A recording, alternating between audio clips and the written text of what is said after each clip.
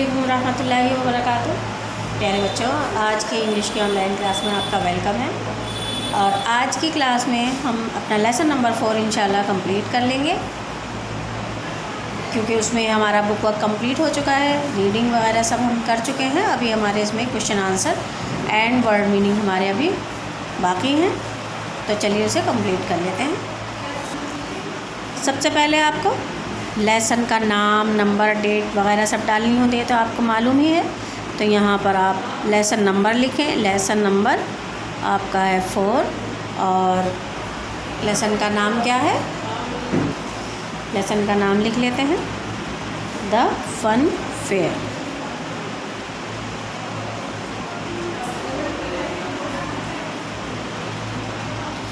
ठीक है, तो और उसके बाद में आपको डेट डाल देनी है। जिस दिन आपको वीडियो मिलती है उस दिन की डेट आपको डालनी होती है। तो सबसे पहले हम देख लेते हैं वर्ड मीनिंग। तो वर्ड मीनिंग के लिए हमें लाइन खींच लेनी है। हमें देखना है कि वर्ड मीनिंग हमारे कितने हैं। सिर्फ 2 वर्ड मीनिंग है, तो चलिए उसी के अकॉर्डिंग हम अपनी यहाँ लाइन खींच लें। सबसे पहले आपको क्या लिखना है? एक साइड लिख लेना है वर्ड और दूसरी साइड लिखेंगे हम यहाँ मीनिंग। आपको लाइन के अकॉर्डिंग लिखना है। 4 लाइन का ध्यान रखते हुए कौन सा लेटर हमें किस लाइन को टच करते हुए लिखना है। आर है तो वो 2 लाइन में टच होना चाहिए, डी है तो वो 3 लाइन में टच होना चाहिए।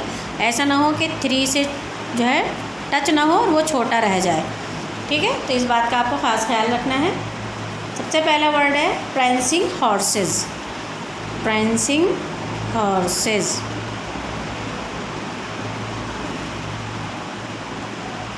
प्रेंसिंग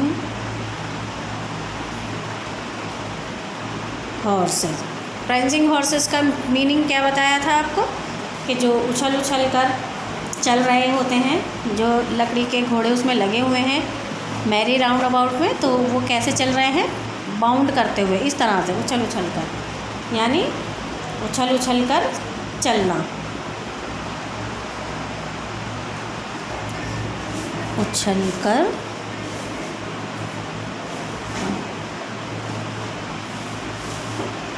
आगे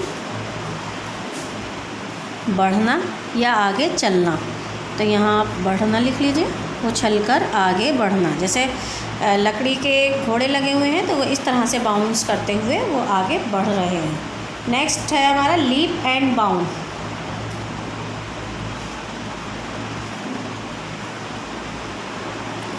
लीप एंड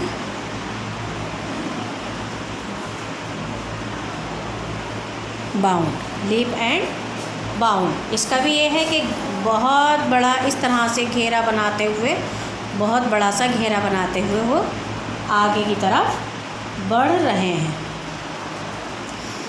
तो यहाँ पर भी हम क्या लिखेंगे कि बड़ा सा घेरा बनाते हुए आगे बढ़ना। जैसे आपने पढ़ा था कि prancing horses leap and bound, कि हमारे उछलने वाले घोड़े बड़ा सा घेरा बनाकर घूम रहे हैं।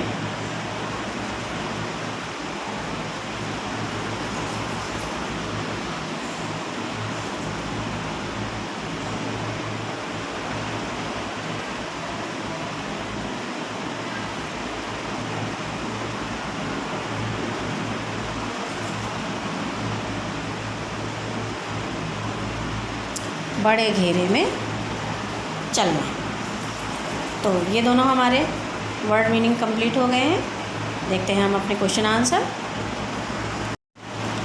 देखते हैं क्वेश्चन नंबर 1। इसी के नीचे जगह है तो हम यहीं से स्टार्ट कर लेंगे। क्वेश्चन नंबर 1 है, where is the child talking about having fun. Where is the child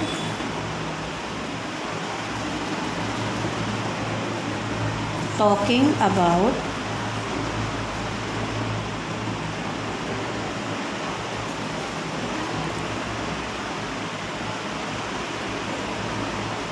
having fun.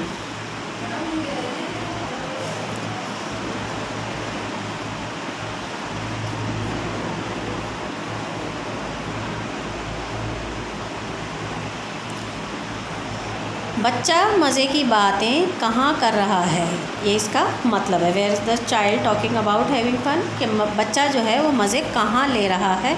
यानी कि यहाँ चाइल्ड यानी बच्चे की बात हो रही है, यानी खुद पोएट की बात हो रही है, जो कवि है, जो शायर है इस नज़्म का, यानी इस पोएम का जो पोएट है वो उसकी बात चल रही है। तो बच्चा कहाँ मज़े की बात कर रहा है, तो यहाँ हम आंसर लिख देंगे द चाइल्ड इज़। देखिए यहीं से हमें बहुत हद तक हमें क्वेश्चन में से आंसर अपना मिल जाता है। तो यहीं से ले लेंगे द चाइल्ड, यहाँ आ गया हमारा द चाइल्ड इज़, ये आ गया टॉकिंग अबाउट, यहाँ से हम ले लेंगे talking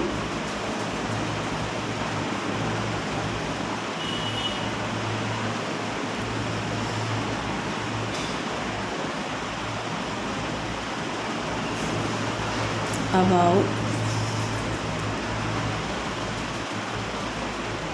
having fun at the fair।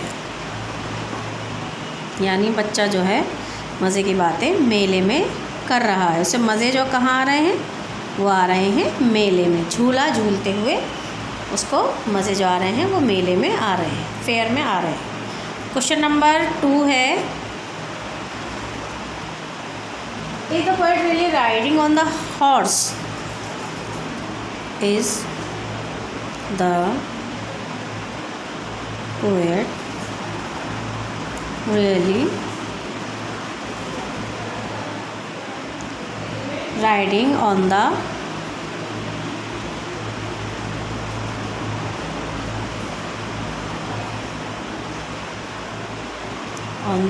Horse?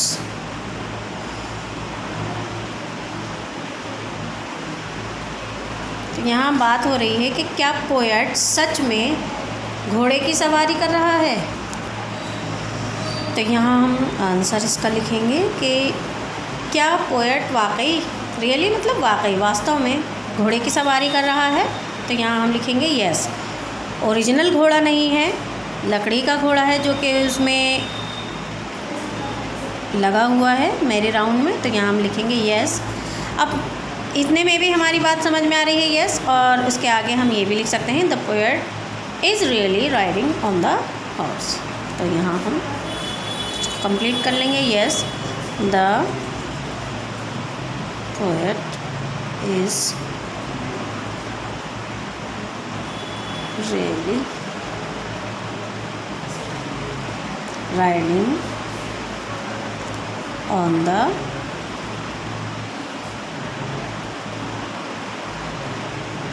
on the horse। Real horse नहीं है, जो झूले में लगा हुआ हॉर्स है, लकड़ी वाला, बाउंस करने वाला वो है, बट वो वाकई में राइडिंग कर रहा है, तभी तो उसे मज़े आ रहे हैं जब वो राइडिंग कर रहा है ना। तो ये हमारा क्वेश्चन आंसर हो गया। क्वेश्चन नंबर नेक्स्ट यानी क्वेश्चन नंबर 3 देखें। क्वेश्चन नंबर 3 ये हमारा लास्ट क्वेश्चन भी है, यानी इसमें 3 ही क्वेश्चन है आपके लेसन में। तो ये हम लिख लेते हैं, how many times the word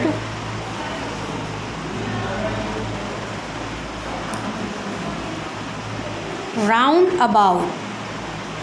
ये जो राउंड अबाउट आपने इस वर्ड को कई बार पढ़ा हुआ है, तो ये हमसे कहा गया है कि ये जो वर्ड है राउंड अबाउट, ये वाला वर्ड इस पोएम में कितनी बार यूज़ किया गया है। यूज्ड इन द पोएम, यानी कि इस पोएम में कितनी बार यूज़ किया गया है, ये आपको इसका आंसर लिखना है। तो इसे हम, अगर आप अपनी बुक में नज़्म के अंदर देखें, पोएम के अंदर देखें, काउंट करें तो कितने टाइम्स है, वो है 7 टाइम्स। तो आप इसको लिख लें 7 टाइम्स। ये आपका आंसर जो है वो कंप्लीट हो गया है। इतने में ही 7 टाइम्स जो है इसका यूज़ किया गया है। या फिर ये ऐसे भी लिख सकते हैं 7 times the word round about is used in the poem. लेकिन हम इतना ही लिख लेंगे तो इससे भी हमारी बात समझ में आ रही है। यहाँ हमारे question answer and word meaning complete हो गए हैं। इनको आप अपनी कॉपी में कर लीजिएगा और साथ साथ इसको आपको बुक में भी करने हैं। इस तरह से इसे आपको बुक में भी कंप्लीट कर लेना है, क्योंकि हमें बुक में भी क्वेश्चन आंसर लिखने होते हैं। बुक में हमारे जगह दी हुई है तो इसे भी हमें बुक में कंप्लीट कर लेना है। और यहाँ आपको एक करेक्शन दी हुई है। देखिए यहाँ पर क्वेश्चन नंबर 2 में हाउस लिखा हुआ है, जबकि यहाँ पर हॉर्स होना चाहिए। तो यहाँ हॉर्स की स्पेलिंग गलत हो रही है। यहाँ आप यू की जगह इसे आर कर लेंगे। इस तरह से इसको यू को हटा देंगे और यहाँ आर कर लेंगे, लेकिन कॉपी में हमने इसको सही लिखा है। इस बात को आपको ध्यान रखना है, ठीक है। इस तरह से आप इसको आर कर लेंगे और यहाँ बाकी का तो आपका बुक वर्क ये कंप्लीट हो चुका है। इंशाल्लाह मिलेंगे नेक्स्ट वीडियो में। अल्लाह हाफिज़, अस्सलाम वालेकुम।